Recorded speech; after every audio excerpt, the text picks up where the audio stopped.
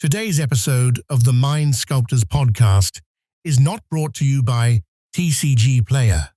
In light of recent events, we stand firmly in support of the TCG Union and their efforts to secure fair treatment for workers. We encourage all listeners to join us in signing the petition, urging eBay to bargain in good faith and to keep the Syracuse Authentication Center open. Until then, we invite you to join the growing boycott of TCG Player as a stand for justice within our community. You'll find a link to the petition in the episode description. This episode is also made possible through the gracious support of our Patreon members. If you wish to join this esteemed group, simply visit patreon.com/the Mind Sculptors and become part of the SCULPTY family today. And of course, if you prefer a simpler gesture, we invite you to subscribe, leave a like and comment on YouTube, or leave a review on Spotify or Apple Podcasts as a most fitting offering to the ever-watchful algorithm Jesus.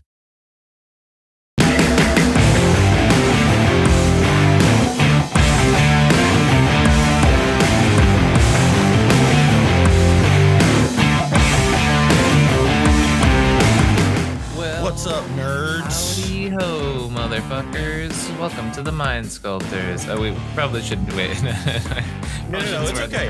Our intro, our cold open with editor Jace, that intro is made specifically to be just long enough so that we can curse afterwards. Whenever we want. Incredibly based. For those who don't have context, YouTube has like a just don't do it in the first 30 seconds, guys policy. Yeah, it's like they're a hard 30 seconds, and then past that, I usually say like don't cuss in the first like 20 minutes. After that, it's free game. Or not 20 minutes, 2 minutes, but I was gonna say, yeah, our intro is now 20 minutes long. Yeah. Editor JC. Now, welcome everybody. We're back doing another Power Rankings episode. I know it's been a hot minute, but between scheduling stuff and the data being kind of hard to collect up until like yesterday, It has been hard to record these. And so before I get into anything else, huge shout out to Datatog, who helped me get this stuff in a place where we are able to use it and like actually compile it in a meaningful way. Built a really great backend that I'm able to use that makes it so much like even before their website changed. Yeah.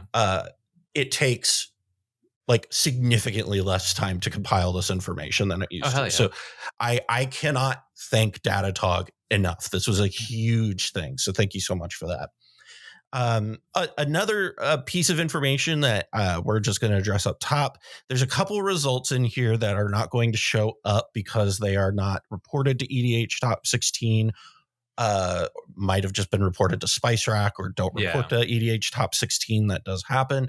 The other piece of that too, and Datatog did address this on Twitter in my thread about this stuff, is that like all of Sam Black's Rog Thras entries are unknown commander. So I'm so glad you brought that up, because I was literally just thinking this a couple minutes ago. I was like, there's a lot of people who've been privating their deck lists as of late, and it kind of bums me out a little bit because it destroys the data. We need to have copies of deck lists this is unacceptable is kind of how I feel about it. I'm all for you privating your personal lists, but when you submit a deck list, make a copy of it for that event so that that is still available, because it makes reporting on those events really hard. So that's your PSA. If you're Sam Black, please just but that is an important thing to know, is that some of Rog Thras numbers are a little bit weird, and because the question we were responding to in specific was, does Rog Thras look worse if you take out some of the players who've done really well with its numbers? Well, fun fact, it doesn't have any of Sam Black's results in it. So that should be an indication on the quality of that deck. And we'll get into that when we get into all of these stats. There's a lot of stats to get into, but I did want to have some of that, just kind of like window dressing isn't the term I'm looking for, but like wanted to set the stage so that we're like all on the same page going into this breakdown. And so the third thing is we are going to be covering the last since January. So we are going to be covering the whole first half of this year. Because of that, our sample size is going to be significantly larger, which is going to mean that we're going to have a lot more statistical power to like talk with. Yeah. So that is one thing to keep in mind with all of this stuff. I also feel like I know for a fact that some of these numbers are incorrect. So I don't know if it's because of the unknown commander I think it's because of the unknown commander thing almost. But I also have seen other tournaments where like there aren't unknown commanders and it's still the numbers are being represented strangely, in my opinion. Sure. So I'm a little more skeptical about the numbers I'm seeing in front of me, but like I'm definitely helping or using those to help answer some questions that we have for sure. Right. So there are some irregularities, but for the most part, the big thing to keep in mind is this is a mass 6 months of data. So we have, thousands of entries into this. Yeah. So even correcting for a lot of that, we're still seeing mostly correct. Yeah. And this will be a pretty accurate representation of what you're going to be seeing out there in the wild. Yeah. So with that, we're going to get into things. We always start things off with an honorable mention. And so Ian, going into this, what's your honorable mention for the first half of 2025? So I just wrote it down like fucking Zuko. It just says honor. But my honorable mention is Rocco Cabareticator. Yeah. It's a deck that like isn't technically doing bad by any means. Like there's been a couple results with it. I know Ian Loesch has shown up to a couple tournaments and performed with it a few times. It's just not a deck being held in mass quantities by a lot of pilots. And it's not exactly a deck that I'm like, oh my God, this is the secret sleeper of the format. Like I have decks like that. I will talk about those later on, right? But this is much more a case where we are looking towards a deck like this one and going like, hey, it's still capable of a lot of really great stuff. Green is still really solid. And one thing that's at a historic low right now is the representation of opposition agent. Right. Mm-hmm. So it's been a card people are just cutting because they can. Right. Right. And it's showing, it's showing. Yeah, absolutely. My honorable mention here, this is where I have all of the non-red Cradle Thrasios decks. And so like Tevish Thrasios, Yoshimaru Thrasios, those type of Cradle forward decks. And it's not because they don't have good stats. It's just that there aren't a lot of them. And so when you like compare it to something like Rog Thrasios, which has a lot of statistical power behind it, I just kind of look at this and I'm like, these are variations on that formula. And so you can do those things. There is not as much data to support them. So I have a little bit of a harder time ranking all of them, if that makes sense. But I do think they are worth noting because they are incredibly powerful and very strong. They all bring a different thing to the table. These Cradle decks, we're going to be getting into that more later. But really what it ultimately comes down to is what support color do you want and what does that add to your strategy? Yeah. And I think that is a huge thing, unless you're playing Rog Thras, in which case you just get Breach and Rograk. And but turns out pretty good. Turns out that's pretty good. Yeah, I chose to lump mine together with Rog. And so when I talk about Rog, I'll talk about the variants later on. Yeah. But let's get into this. Let's get into this top 10. So starting off here at number 10, Ian, what do you have for us here? So number 10, I have Magda. Magda is really just on this list as a case of respect for the numbers that's put up over the past 6 months. To be honest, I really haven't seen Magda show up and do well in any in-person tournaments that I've been to, but according to the numbers here, Magda's been doing pretty damn well, right? Like it's got like a 26% win rate, with like two tournament wins, multiple top fours, a bunch of top 16s, right? Like it's still showing up and putting up a decent amount of results, right? And so I guess enough people are running at the wall with Magda. As I said, every tournament it operates like right on the averages. You know what I mean? Like I think that's like the most shocking thing about it, because I don't think, like, generally speaking, I don't think we look at a mono red deck and like, well, really monocolored decks writ large and go, yeah, that's a deck that's going to operate right on the averages. Yeah. Well, it's weird though, because like I've been, going to a lot of tournaments. I do it all the time, right? A tournament I've been to has not had a Magda in top 16, and or at least in very recent memory. Like I can't think of like months and months and months I'm scouring my brain for the last time I saw a Magda make top cut. And then I'm like, just searching for that in my brain. I'm like, when did all these Magda tops? I mean, I think that's a testament to how many cEDH events are firing every weekend, right? Like these are because we're filtering 50 plus. I mean, this is how many events are happening that you, who goes to everything, can be like, I didn't even know that was a thing. So, I mean, that's very telling. Yeah, no, absolutely. Absolutely. Yeah. My number 10, this is where I have Ral Monsoon Mage. Ral has been doing really well over the past few months. The biggest thing with Ral to keep in mind is there's 26 entries over a 6-month span is not a lot. So with that, I kind of was a little bit more reserved in how I rated this deck, although I do think it is probably one of the best decks in the format right now. I don't think there's a lot of stats behind it quite yet.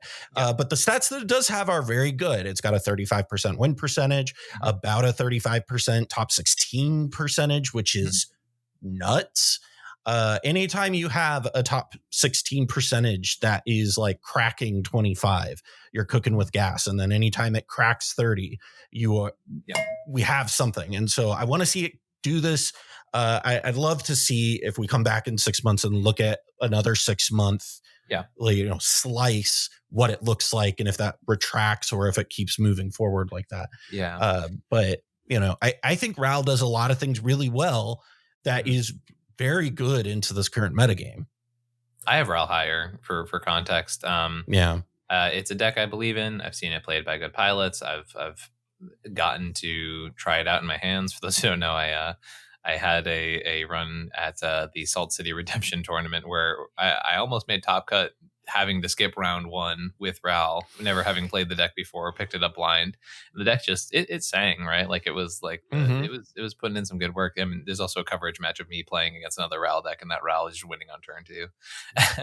I mean, it's a good deck. I think it is very strong. I just want to get more data before I start like going all in on it. And then I think that's kind of it needs more time for sure. Mine's also I have the same deck on my list, but it's higher up, so I'll wait to expunge too much on that. Let's move up to number 9. What do you have here at 9, Ian? This is where I have my good frog friend Glarb. Okay. I think Glarb has more potential than I think it's been showing in some of these results, to be honest, because like Glarb was doing very, very well at the start of the year, and then seems to have kind of taken a bit of a nosedive. I think it's like I'm pretty sure also my top 4 with it isn't on these results as well, if I'm not mistaken. But like the all that aside, right? Or no, I guess it must have been. Either way, I like Glarb a lot. I think it's a very good deck. It is one of those decks that I think sort of suffers from being too flexible in a sense, right? Where like people don't, they're not going to play it in the same way that they're going to play Blue Farm, where like they will just take a good list and just assume that that's the best way to play it, right? And so because we were talking about this in our group chat last night with like Thrasios Timna and like the differences between that and like Timna Crom. And how people just kind of like, we'll talk about this later, but like the red of Crom with the breach gives you just so much redundancy on things. Yeah, such a distinct direction to go with it that it's like you have only a certain amount of flexibility. And don't get me wrong, I think you could innovate with Blue Farm more. I've died on that hill before. Sure. But that being said, with Glarb, like you almost have this reverse reaction where what is really healthy for the format, which is a deck with a lot of like flexibility and innovation to it, is now sort of almost a downside when it comes to looking at raw results, right? Because you don't know how many of these Glarb runs that may or may not be tanking the win rate are like the Doomsday piles that are like arguably the most flimsy, or like some of these just generic like 4 mana matters Glarb decks that are in the hands of people who really don't know how to pilot a deck that only has like 1 or 2 win cons, right? And so you end up in or people who like try to pick up my Storm version kind of out of nowhere and like don't really realize that that's how the deck has to play out, right? And so there's a lot of different dynamics that break down like how a deck like this plays out, and I think, you know, the fact that it is so flexible is almost a downside. That being said, let's talk about like the actual upsides of the deck. Best, or not maybe explicitly best, but one of the best Culling Ritual decks in the format. One of the best top deck tutor decks in the format. Really just makes cards like Imperial Seal and Scheming Symmetry and Mystical Tutor, all those cards just go infinitely better.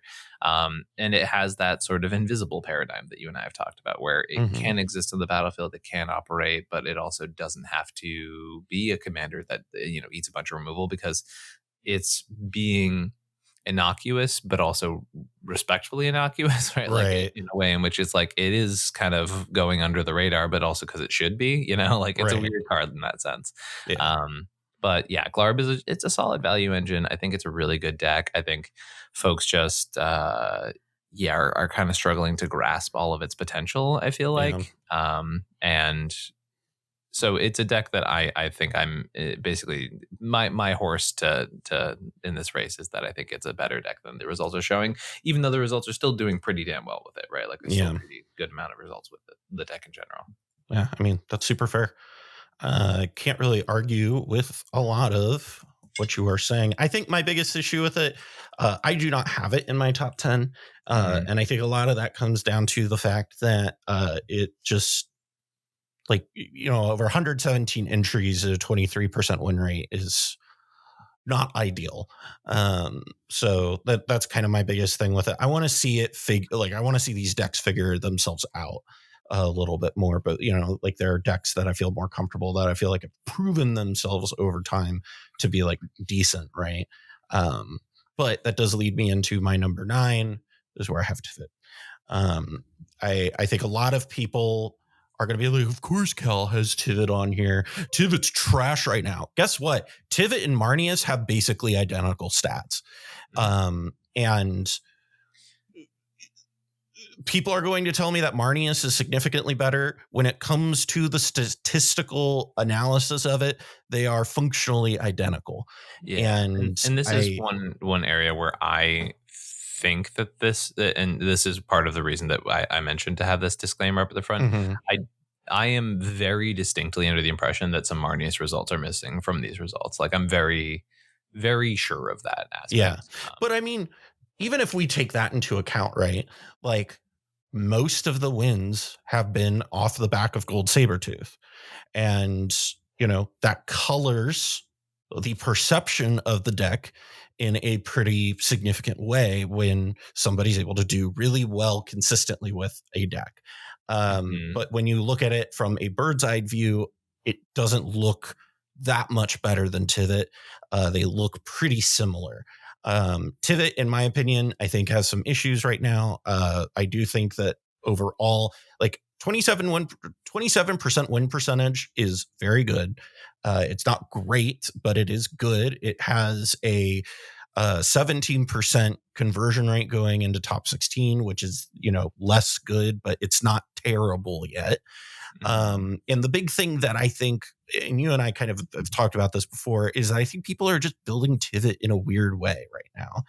And it's not performing at the same clip. Whereas the Tivit decks that I've seen perform well, I think the Salt City event had several examples of this, right? Of where Tivit can go into a meta game like this is a direction I think is worth taking. And so I still think Tivit's really good. I still think that it, you know, is just as good as Marneus. I think that Marneus has one really good, you know, a couple really good pilots who are doing a good job of being ambassadors for it right now.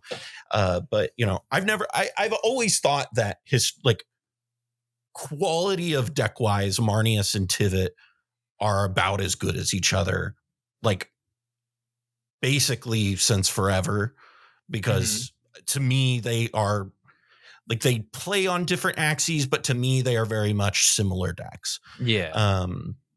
And so, that is one thing to keep in mind. So I have Tivit here at number 9. What do you have at number 8, Ian? At number 8, I have Marnius. Yeah, so we just got done talking about them in comparison a little bit, but I think even if you do take out Tim's results with Marnius, and also like Marnius is what I would still consider a pretty underplayed commander, right? Like, for sure. It's a commander that's like kind of starting to pick up steam, but like there's so many Esper heads out there that are like for some reason not playing one of what I consider the most consistent Esper commanders, which is like, if you play Esper, consistency feels like that's exactly the paradigm. The Esper deck that people have been playing has been Hashaton, which I don't get. But that is the deck that has, like, if you look at all the Esper decks on here, Hashaton's the one that has all the Esper entries. Yeah, that's fair. That's fair. And that's a deck we won't be talking about today because it's not in either of our top 10s, but I still will die on the hill that Hashaton is just being played incorrectly. And that is same. Yeah. But yeah, Marnius Calgar. Marnius Calgar, giving you a little bit of context. It's just a deck that, like, if you sequence the deck correctly, it works out really, really well, right? And I think it's this really powerful Esper dynamic that's also the most cringe Esper dynamic, which is if you actually care about your commander, you will never win with Esper. You'll play so much worse. Yeah. Yeah. Like, your Esper decks are always just worse if you care about your commander. And that is so true. Every Tivit deck that I've seen that like relies heavily on Tivit is bad. And every Tivit deck that's just like, here's a bunch of good Esper control cards and we have a finisher, does great. And it's just, that's... Your commander is your Pearl Lake Ancient for all you standard boomers out there, like, or your Hullbreaker Horror for all the Zoomers. Like, it is 100%. Like, your commander has to be this thing that is the big haymaker that comes in, and it can come in the mid game, right? Like, it doesn't have to be like a finisher in the sense that it like actually just finishes the game, right? But it's the thing that's going to get you over the bubble. It's the thing that's going to break you out of the almost mundane aspects of what's happening throughout the rest of the pod, right? So it's really, really interesting, really fascinating. Even to provide an example, I played a game the other day where Marnius on the play plays a Tivit on turn 2, right? Into a Marnius, and that curve happens. They tap out for Marnius on turn 2, right? Or turn 3, pardon me. They go to hit in with Tivit, and someone's forced to Fairy Mastermind chump block, right? Yeah. Now, meanwhile, that Marnius had the answer to my win condition, but because they were so aggressively pushing ahead, which Espers doesn't thrive with, right? Yep. Because they were pushing so hard in that moment, it gave me a perfect opportunity to win from 4th seed, right? And so it's one of those really tough dynamics where, like, you have to be patient when you're playing Esper. You really have to be patient. Yeah.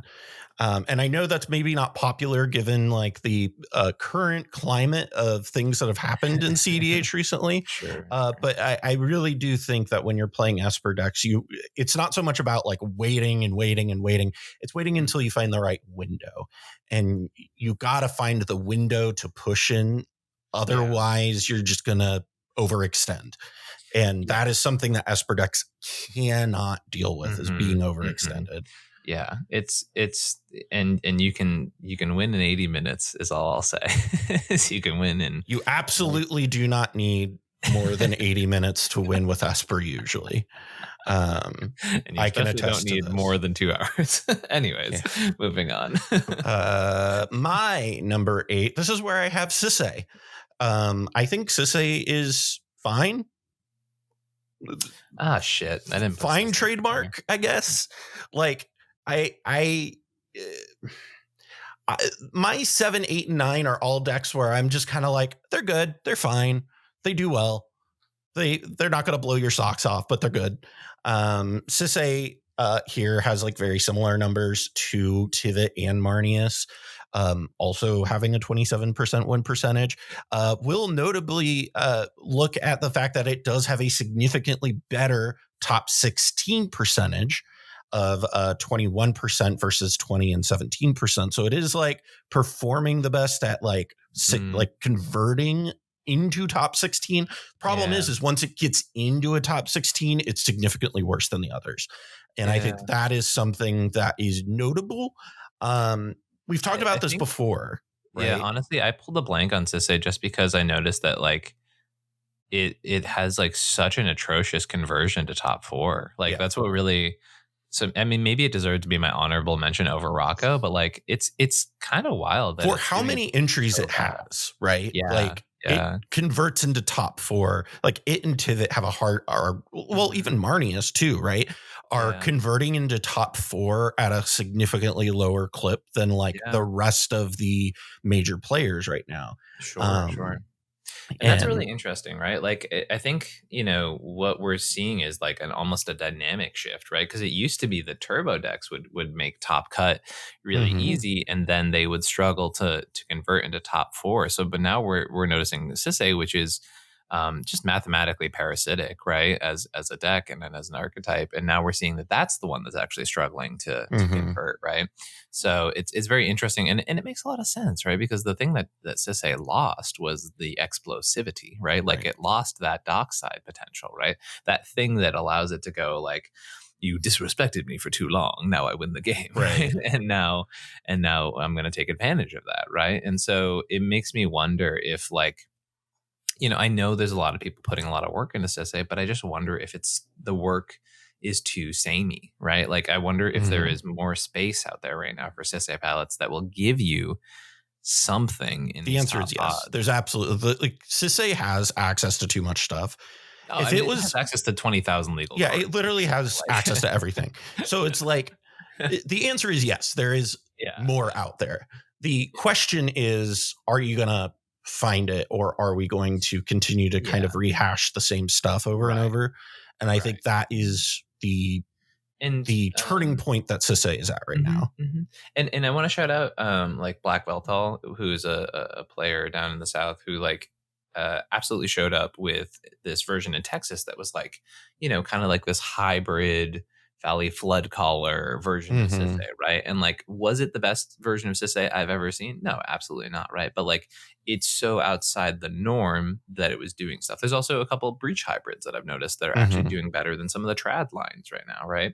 And so there's a lot that's going into Sisay, and there's a lot of really cool stuff I saw. Like, for example, this last weekend in our finals match, Sisay made finals, and the thing that won them their top 16 match was using Wild Ride. Are you familiar with this one? It's the harmonized common from Cons or from Dragonstorm, right?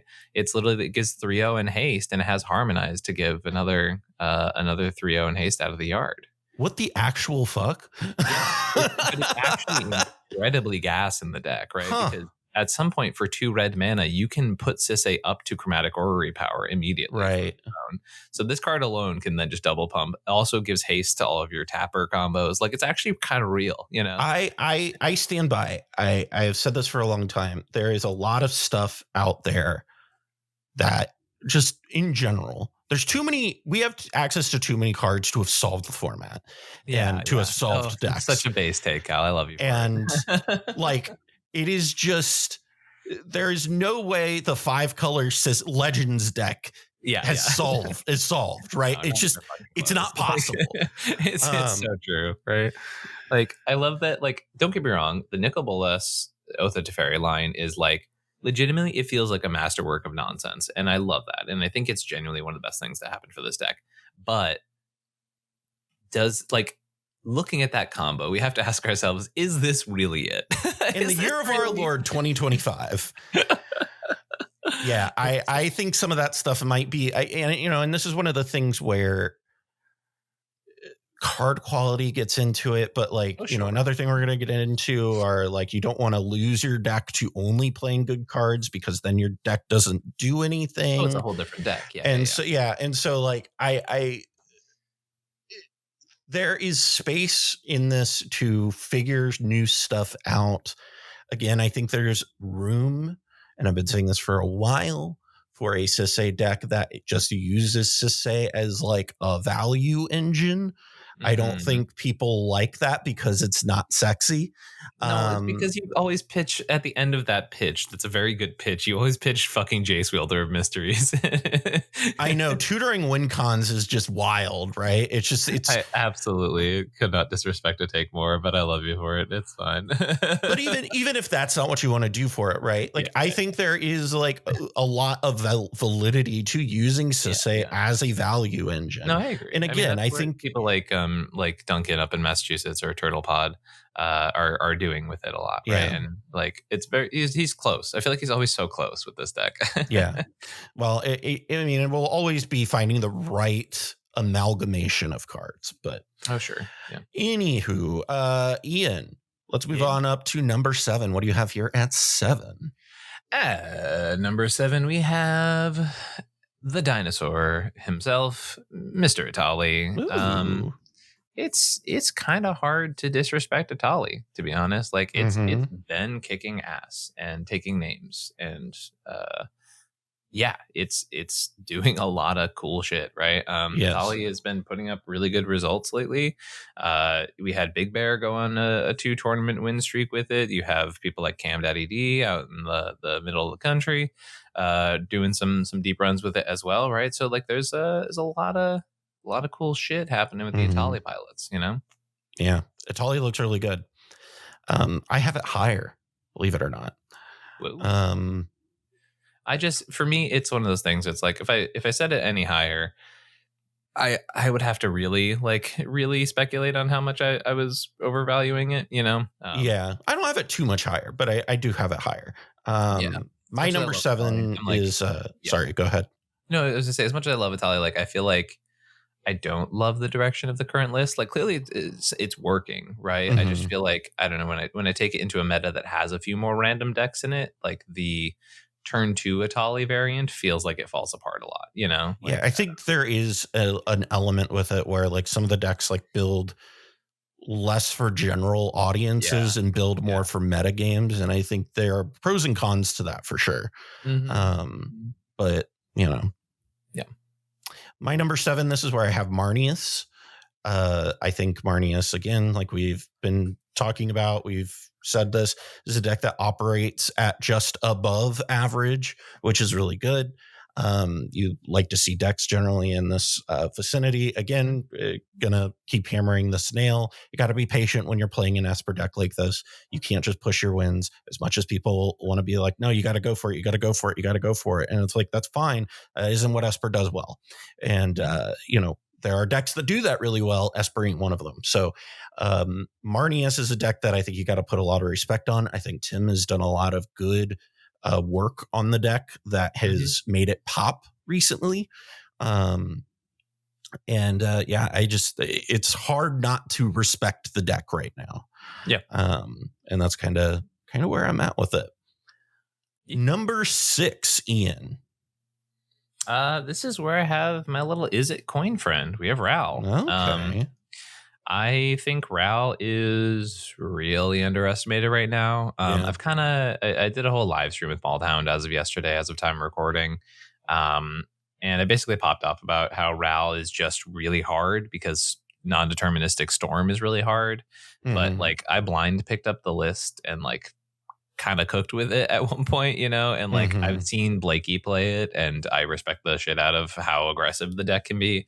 And I think it puts up as many turn 2s as Rogsai, and arguably more, because Rogsai is like really good at sticking like a Necro turn 2, which is the win, but not necessarily the win, right? But like I think Ral has the potential. I don't want to call Ral like always a turn 2 deck because it's a lot more realistic that they pop off on turn 3 with more resources, right? But like it's a deck that pushes pretty hard, and it's a deck that like you kind of have to, it strings value until it strings value until it strings value until you're dead is kind of the thing. Mm-hmm. Yeah. And it's really, really good at doing that. And just Mhm. having a Goblin Electromancer in the zone is like very real. And Oh, for sure. deck definitely suffers from some consistency issues at times, right? Like I think that's one of the things that holds it back from being like a top deck, right? But like if you're a good pilot, it shouldn't matter. You know? I think that's just like the limitations of the colors, right? Like, yeah. And also just like limitations of what pure storm is, right? Like that's just a part of it. Yeah. You can't always have answers baked in, right? But I mean, like, I think to your point, right? The fact that you like picked it up is, I think like people who are used to playing Storm and kind of know the play patterns of Storm really kind of across formats are going to be able to pick this up and be like, oh, I get this deck. This makes sense to me because it plays like Gift Storm. Like that's what it makes me think of. Which is like really cool too, because like, coaching in this format, I coach all different types of people, all different types of players, right? And like sometimes people come into the format and they want to put Storm on the stack and they don't want to necessarily be super political players. And I think like this is a really good deck for people like that. Like I think this is a really nice space where if you're much more of the type of player who like wants to play some broken magic and really enjoys the aspects of Commander, but doesn't necessarily want to dive super deep into those aspects, I think Ral might be a really nice deck for people who enjoy that type of play pattern, right? So I think it's a really nice conversion deck from 60 card, to be honest. Yeah, I would agree with that. And I think it's better than like Krark Sakashima was. And I think that's like a huge upside because like Krark Saka was kind of that. If you like Storm, this is going to be like your deck. And this is much more of an actual Storm deck. Yeah, Krark Saka is actually much more of a mid-range deck, right? Which is the secret they don't tell you. Yeah. And so it's mid-range Storm, and it's just really hard to interact with. Yeah. My number 6, this is where I have Atali. Atali is a deck that we've talked about ad nauseum on this channel. The Dino is real. But I mean, Atali 4 tournament wins by my math, and that's not bad. 4 tournament wins with more than 50 players. You would be surprised what happens when you go under 50 players. It gets better. Yeah. So I think Atali is good. I want to echo what you're saying, Ian, that I don't know that the hard metagamed decks are always going to do great. And I think that's kind of reflective in the numbers because if you look at like the win percentage in the top 16 percentage, it does suffer in that category. And I think that is due to not being able to deal with fucking random ass decks you weren't ready to see, right? Like what happens when Tameshi sits down at the table, right? Like, are you going to be able to deal with that? What happens when Rowan Scion of War sits down at the table, right? Oh yeah, I mean you clean up that matchup, but sure, right. But like you've got to be able to have more than just being ready for Tuna Krom and Kinnan and Rogthras and Rogsai and blah blah blah, and you got to be ready for everything. And so, I like where Atali's at. Just keep on improving. Number 5, Ian. We're into a top 5. I have this is a weird one, but I think this is the only way to describe this one. Okay. Which is 5-color generic. And I'm referring to what I think is probably one of the most slept on archetypes in the format, which is just 5-color generic turbo. Okay. I think it's really solid right now. And obviously my run with SpongeBob is probably like affecting my perception of this, but like, can you give me a commander for the graphic? Sure. The one that has 2 wins and multiple top 4s with only like 25 tournament entries is a Sika. Right. Okay. The Prismatic Bridge commander. Right. And those decks are just 5-color turbo decks. And I think it's very real that 5-color turbo is an archetype in our format. And it's a archetype that I think people need to respect a little bit more. Because turns out you can sculpt your deck in a way that allows you to go, oh, hey, I'm winning the game like right now. Fun fact. It has Culling Ritual. It has Silence, but it still does all the turbo stuff that the other turbo decks do. Right. And if you build your deck appropriately, it shouldn't feel that much slower than ROG. And you kind of have to like weigh the question of like why play these 5-color decks versus ROG, right? And the answer traditionally just becomes like the aspects of the other colors give you a lot, right? For me, like having access to green makes my turbo decks feel way less clunky, right? Hey like guys, hot take: green is really, really, really, really, really good for Nos decks. Just gonna lay that out there. Yeah, I don't disagree, because like a lot of the times what you're giving yourself is basically what you would gain out of Rograk, right? Which is mana dorks, right? The mana dorks are the sack fodder. They're the thing you sack to Culling the Weak and Diabolic Intent and all of those things, right? Except for they don't take, Rite of Flame into Arcane Signet to give you that payoff, right? Instead, you just pay 1 green mana, put it on the field. And the biggest downside of these is the inconsistencies with the colors, but you can build these mana bases. It's just like your margin of error is smaller, right? As far as like building a good mana base, as far as building a good core of decks. And like sometimes you have to play weird cards. Like I played in Jodo, right? Like I had ROG in the 99 and it was a really good choice and it came up multiple times, right? And so you just have to make those sort of calls, those little preparations, stuff like that. You have to play some weird cards from time to time, but these 5-color decks are as good, if not like, well, I should say they're as good as a deck like ROG's that can be, right? And I am very convinced that they're very slept on right now. Like the ability to play a Voice of Victory into an Oz is like pretty stupid, and not lose Breach while you're at it,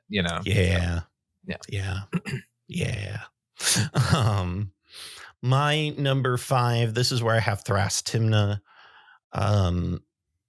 Thrastimna. Okay, we gotta, Ian. We need to have an intervention with Thrastimna players. Yeah. Because this is where we were talking about earlier, where your deck can just be good cards to the point where your deck just doesn't do anything anymore. Yeah. I think Thrastimna has been really suffering from that particular. Thrastimna should be the second best deck in the format, or the first best deck in the format, quite frankly, given what is going on in the format right now. The way it is being built, there's no shade to like the no bad cards builds of decks, but that's a hell of a lot easier to do when you have red and you have Underworld Breach to tie your entire game plan together. You don't have that in Thrastimna. Yeah. I think Turbo Draw is a bad deck, right? Like I did oversight leave it off my list, right? Like it doesn't deserve to not be in my top 10, right? But like I didn't put it on here because I've been so underwhelmed by it lately, right? And should it be on here? Yeah, probably, right? I mean, like, it is underwhelming me as well. It's just like, for how many entries it has, for it to be just slightly above average feels really underwhelming. And it's also like you're going to play 2 of the best partners in the format and you're going to do just okay. Like that seems so wrong. You know what I mean? Like, no, I fully agree. So perplexing. But I think that the problem is just no one's doing anything with it, right? Like that's my biggest gripe is that it is being like the version that did well at fucking Festival of Nights is basically still being copy and pasted into the version that people are playing nowadays. And they're like, oh, well, it's playing the exact same way. Why is this not doing anything? It's like, well, what are you doing with the deck? If your goal is to draw every single game of Magic forever, congratulations, you have the best deck at doing that, right? It is really good at not losing the game, but your opponents aren't fucking stupid. I'm sorry, your opponents on average are not morons. And so you can't just win by playing a couple good value spells. That's just not how it works in Thrastimna colors, right? Like you just like expecting that a Neoform for a Grand Abolisher is going to win you the game when that's a play pattern that people have been doing since 2014. Like why do you think that's going to work? Yeah. I don't know. I fully agree with you. I think Thrastimna, like, it does well enough that I have it up here. No, it should be on my list. Like that's I'm blatantly saying I just was based on it, right? Yeah. Like I really want to sit down with people and be like, listen, you don't have we've talked about this on the channel before too, right? Where Underworld Breach pushes you in a very specific direction in your card choices. So even if you are doing the quote unquote no bad cards where you're just playing high card value, you're still ultimately going to be playing cards that synergize really well with Underworld Breach because it kind of just passively encourages you to do that. I think the biggest drawback to Thrastimna is it doesn't have that card. So it doesn't have that like tent pole piece to pull you in a specific direction. Yeah. And I think that's something that is holding it back because right now you're just seeing piles of like staples and guys, I hate to break it to you, but like piles of staples don't win Magic games. They might win you some, but they're not going to win you tournaments and they're not going to win you like full events. And you might say, Cal, your numbers aren't very good. Sure, that's great. I have a lot of data to back up what I'm saying right in front of me. So like, I might not be the best player in the world, but I know how to interpret data. And what I can tell you is what you're doing is not correct. So, you know, that is something I think when you look at it, I think ultimately, if you find your direction with it, I think it will ultimately pull you to play it with a purpose. And I think that will be good for the deck. Fun fact, playing your deck with a purpose, good. But yeah, I have Thrastimna here. I think it's performing well, but it should be significantly better than it is. That's the take. Moving on up to number 4, Ian. What do you have here at number 4? I have Roxai back in the top. Hey, me too. I also have Roxai here. I think the deck is not only performing better. I think people are coming back to playing the deck now. I think some people are playing it the good old Roxai way. And once again, we've talked about a lot how there's this the ebb and flow. The return of Turbo has been pretty interesting as far as the format is concerned, right? And so when that happens, when people are pushing faster, Roxai gets better, right? Also have to shout out Wrongsai, right? Like that is an archetype that is starting to We have had so many requests to talk about this deck in our comments. Yeah. So for those who don't know what the fuck I'm talking about, Wrongsai is an ad nauseum list Rogsai build.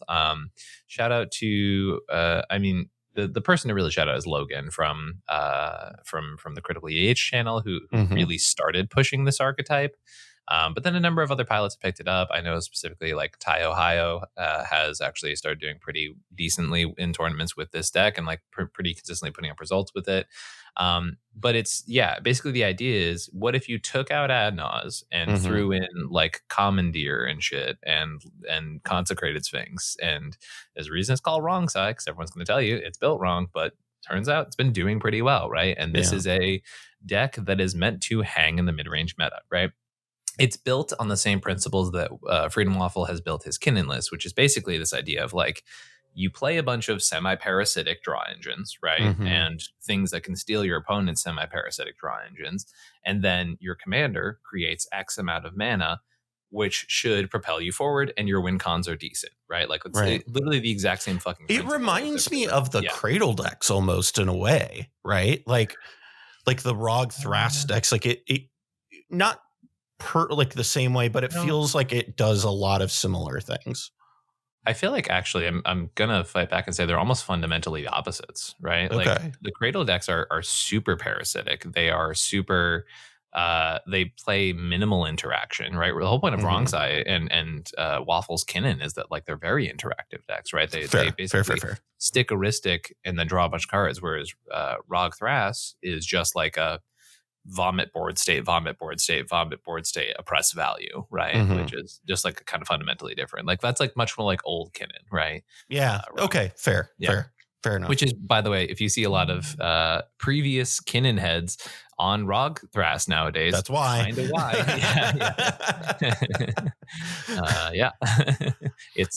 I also have Rogsai here, and Rogsai is doing something that it has historically struggled to do, which is convert in a top 16 environment.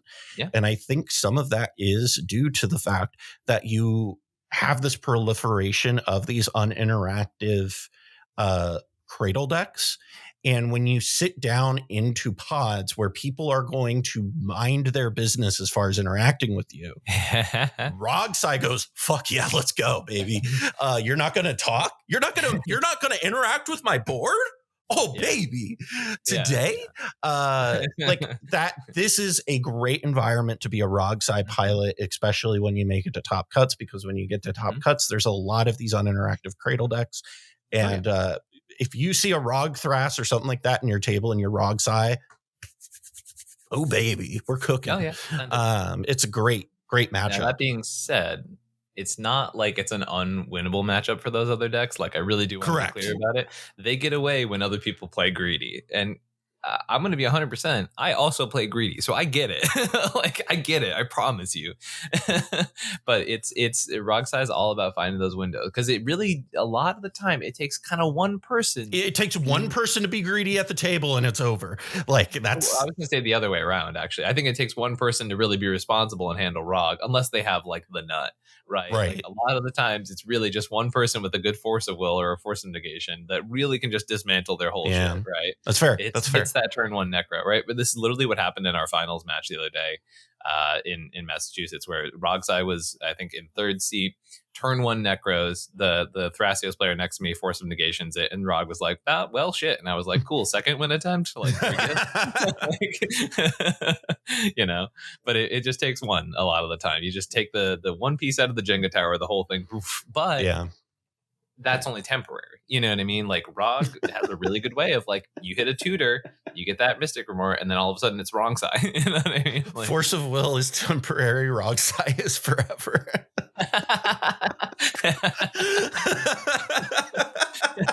That needs to be a t-shirt. Oh my god, that's great. Yeah, no, I fully agree though. I think that its top cuts have been like, these are maybe the best 6-month span I've seen out of Rogsai. Even when it was doing really good. No, not even. Yes. If I go back, it's top cut not true. It was the best deck before the ban. What are you talking about? It was like not even close. What? No, Timna Crom had the best stats before the ban. Kinda. Like, it was close. Like, it was very close. Rogsai was doing close to the best before the ban. Point being, even then, it's having an incredible run right now. Yeah. I will gladly go back and pull my stats. Please. I know. But, yes, you're right. Tim McCrum is doing better, but I think the answer is barely. Sure. Like, but point being, it is a God. I almost started reading off the starting lineup for the Cincinnati Cleveland baseball game that just started, because I get little ESPN pop-ups on my screen, sure. And where all of my information is on my screen is the starting lineup and all of this stuff, because the game just started, and my brain, the way it works, was almost just like, all right, I'm starting for Cleveland. And anyways, number 3 on my list, I have Kinnan. Yay. This is the new boring Kinnan, and I'm bored of it, but it's good.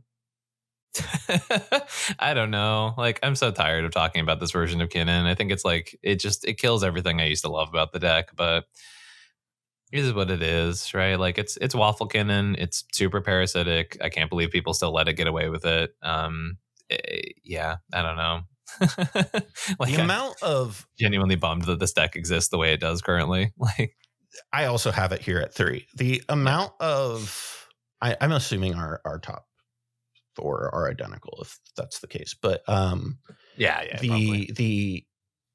amount of, with like Kinnan in general, of, I can't believe they keep getting these kids. How do these kids keep getting away with it? Just like, we all know what they're doing, right? Like, everybody's aware of the bit, right? So like, what are we doing?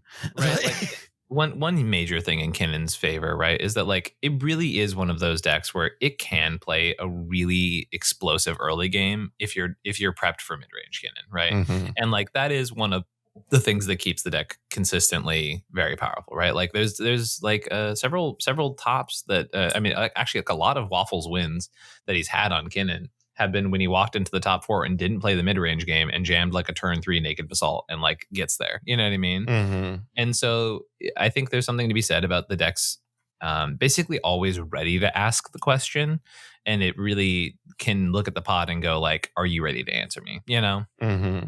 And I think that's very powerful. I think that's a very powerful place for the deck to be. It's extremely, obviously, like, no one's under the impression that Kinnan isn't broken. It's never really out of the game unless you know, culling ritual the entire board and Kinnan costs 6 or 8, you know, like that's really the only time you get BTFO'd as a Kinnan pilot, right? And there's play patterns around it, right? Which is why this version is doing so successful, right? Because, you know, having 3 mana draw engines means that you don't just get blown up by culling ritual every time because you're not playing the big flip strategy, right? There's reasons why it's successful. It's just boring now, and that bums me the fuck out. I'm gonna start playing Karavek the Spiteful in decks just so we can like all of these like green dork decks just get fucked over. Yeah, for sure. And then you lose to blue farm, like, which is what happens every time this happens, right? Like every single time that you're the green player in the pod, and then someone plays an anti-creature deck, and then blue farm goes, "Oh, thanks for wiping the board. Anyways, here's an Underworld Breach." It's like it's that's fine. That's what Doffy is for.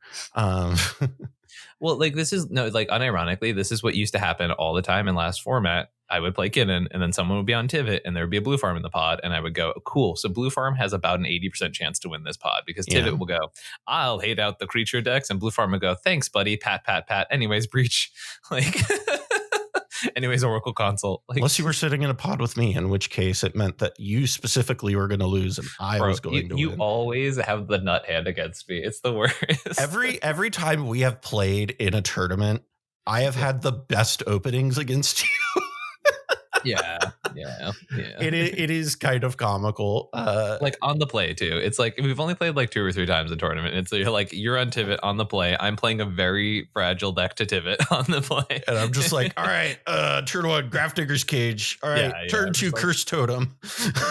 Yeah. It's just silly shit when I'm on fucking Winota. You when I played the Curse Totem, just going, you know what? Fuck you. It was very funny. that Number 2, Ian. What do we have here at number 2? I have, as I've written verbatim, Rogthras and Friends. Cradle Storm. It's taken the format by storm. Yes. Shout out to you, Sam Black, for really being the person who innovated these decks and pushed them to this whole new level. Obviously, like that's literally what he's been known for decades now, so it makes sense that he did it for cEDH as well. But we were all, boy oh boy, did we all fuck up with the Borobreeze Collar. Boy oh boy, is that card not okay. And all of us were just like, I don't know, Cradle's kind of good. We're just a bunch of fucking clowns, everybody. Like the fact that none of us put that together sooner is semi-embarrassing. But this goes back to your fucking point from earlier this episode, where this like ego thing can happen, where people think they know what the fuck this format is, and someone who's just a really good brewer and innovator can come in and be like, actually, hey everybody, nah, dog. Like, have you considered? Yeah, have you considered that one of the best decks in the format has just been sitting here for a hot minute? Don't get me wrong, we got some pieces for it, but you know how old the Boro fucking Breeze Collar and Gaia's Cradle are? I stand by that Dockside made people dumb. Like, I think Dockside made people really stupid because the amount of deck building that was just like, I don't fucking know, Dockside will solve it, was just absurd. And I think it made decks bad. And I think now that Dockside is gone, decks that were reliant on it that have had to figure out how to operate without it are better because of it. And it's just, it is. I also have Rog Thrasios here. This deck does so much shit that I fucking love. I love this deck to hell and back again. I think it is delightful. And you know, I kind of want to build it before I head out to your place for the weekend, honestly, because it's like it's very much, the problem is I don't have like some of the like I don't know that I have a Boro Breeze Collar, if I recall. But point being, I love this deck. I think it's great. I love the variations on it. I love that this deck exists. I'm so glad that these things are doing this. That's it. That's the take. Yeah. It's very powerful. It's in like the reason this deck it thrives, right? Like the reason it's up here at number 2 is because it never has to. And by that I mean it can push turn 3s pretty easy a lot of the time in cEDH, but it never has to, right? You can just sit on your Thrasios and go like one of the strongest things always in this format is the ability to go, I can push here, but there is absolutely no need. And the fact that you can do that mid winning is crazy to me, right? Yeah. Like there's so many decks where you overcommit and you're like, fuck, I'm too far. I'm too far in. I'm too far in. I can't do anything. I can't pivot. I can't play a responsible game plan now. That deck is easily one where you're like, oh, okay, like you actually have more counter magic than I thought you did. I'll pass with the Cradle and Thrasios. We're good. We don't gotta fucking be like this is one of the things like this. It reminds me in some ways to like the flexibility and the pivot like points that like Thrasios Bruce used to have, where like that was a deck that very much did that as well. Where there were just so many pivot points. Reason I really like it. Yeah. And I mean, like Rog Thras, I to its credit, has a lot of that same DNA there. And this is why Thrasios is like so fucking ridiculous, is because it's all built off the back that Thrasios lets you pivot seamlessly. Oh, yeah. It's insane. Oh yeah. You know, I am in love with this deck. Sam Black, you're a genius. I want to play it. Unfortunately, I love Tivit so much that I'll probably just keep playing Tivit. But you know, Rog Thras is really good. I think it's good for the format, honestly. I think so too. I think it's insanely good for the format. It's a very good balance of like I think as far as top decks are concerned, like it has good play patterns and it's a really solid deck, but like never do I play against it where I'm like, yeah, this deck is so toxic and like blah, blah, blah, blah. Like they have to like the times where the deck looks crazy, they have to play fucking Earthcraft. You know what I mean? Like that is a real concession you have to make, you know? But okay, but this goes back to the thing where I was like talking about earlier, right? Where you will be like, oh, I'm just going to play good cards. And then you end up losing the identity to this deck, to the point where your deck is bad at this point because your deck doesn't do anything. And it turns out doing something is better than just card quality. And like, I mean, literally look at the VV deck I played this weekend. It is like 80 cards that are absolute horseshit, but they happen to work really well together, right? Look at any RAL deck, and, right? And to be clear, I am like, you say this we say this all the time when we're brewing decks together and we're like looking for advice. I'm constantly going, is this the best card we could be playing in this slot, right? Like I'm constantly doing that because I also really like flexible cards that layer over top of each other and are high in card quality, but I also like cards that do something. And like turns out Earthcraft does something, and it just like that is good. So anyway, number 1 deck, it's Tim the Crom. Yeah, it's weird. Like, you know, Tim Necrom is definitely the deck that I consider the top right now. It's I mean, it's just statistically the best deck. Yeah, it's just doing very well, right? You know, is part of this the reason that you know, it's almost like Schrodinger's Tim Necrom, right? Like it's like it always, or I don't even know if that's like the way I would describe it, but like it is a very solid deck and it's really easy for folks to pick up, and so it is going to always perform well because it's a deck that can pivot really well, right? And there are going to be pilots who play it and they're going to scrub out of tournaments with it, and there's going to be pilots who play it and they're going to do really well with it because it gives you a lot of options and a lot of flexibility, right? It's just a really solid archetype, right? It is. I don't think it's so much better than everything else in the format that like other things are technically incorrect to play, right? But it's more just the fact that like if you want a solid A option, right? Like it's going to give you that, you know? Yeah. It is the only deck other than Rog Sai to have over 100 entries over the past like since January that has over 30% win rate. Yeah. And like that's huge. And it is the only deck with over 100 entries that since January that has an over 30% top 16 percentage, which is even more important because while Rograk, has a great win percentage, Rogside doesn't have it does have a good top 16 conversion percentage, but it ain't 30%. And you'll see 30% and you'll be like, is that good? It's insane. 30% in this format is fucking insane. That is a winning record. That is as close to above 500 as you can get in this format. Yeah, it's pretty good. So, that's our power rankings for the first half of 2025 for the first 5 months, I guess. But you play in a lot of events. I analyze a lot of data. What's kind of your impression of how you are feeling about things as we move forward? Yeah, I mean, so I think the format is in a really solid place, to be honest. Even with Tim Necrom's numbers being a lot, right?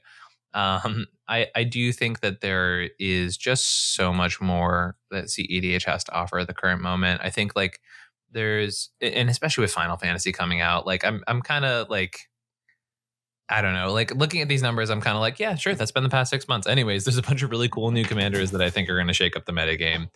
Let's talk about those. I am, and I'm aware that that's how I am as a player in general, right? I'm always going to be more attracted to the new stuff. I'll never play the same deck. I am the data nerd of the two of us. I am the person who likes crunchy numbers.